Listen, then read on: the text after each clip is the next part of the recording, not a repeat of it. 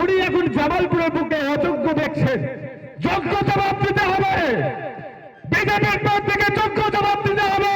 এই বিধানসভা নির্বাচনে আমাদের প্রার্থী ইংলিশ এমএ এবং বিধানসভায় দাঁড়িয়ে আমাদের মানুষের চোখের জল মুছিয়ে দেওয়ার জন্য লড়াই করবে সেই ভূতনাথ মালিক। তাই আপনাদের কাছে সেই ভূতনাথ মালিক আপনাদের কাছে কিছু বক্তব্য রাখবে, আপনারা শুনুন এবং শুনে আপনাদের বিচার আপনারাই করবেন।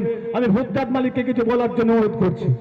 15 লক্ষ টাকা ঢোকেনি, তাহলে একদিকে নোটবন্দির নাম করে সাধারণ মানুষকে যেমন হ্যারাসমেন্ট করেছে, অন্যদিকে একের পর এক মিথ্যা ভাওতাবাজি বাংলার মানুষকে অপদস্থ করেছে।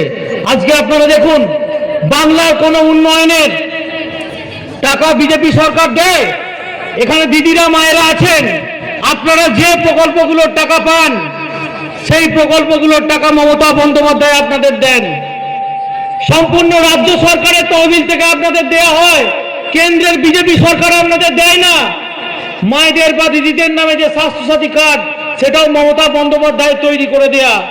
যে লক্ষ্মী ভান্ডার আমার দিদিরা মায়েরা বসে আছেন, প্রায় জামালপুর ব্লকে 80,000 মায়েরা দিদিরা লক্ষ্মী ভান্ডার পান, এটা সম্পূর্ণ মমতা বন্দ্যোপাধ্যায়। মমতা বন্দ্যোপাধ্যায় কথা দিয়েছিলেন যে আপনাদের লক্ষ্মী ভান্ডারের বরাদ বৃদ্ধি করবে, মমতা বন্দ্যোপাধ্যায় সেটা করেছেন।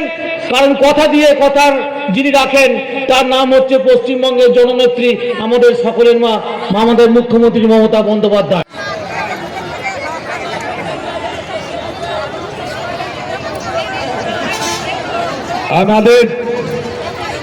আমাদের মায়েরা আসছেন, আমি জানি অনেক কষ্ট হয়েছে, হাঁটতে হয়েছে, জোরপাত থেকে আমরা হাঁটতে এসেছি আমরা সব দিকে, এবং একটু বসলে আমাদের একটু হলেও আরাম হবে।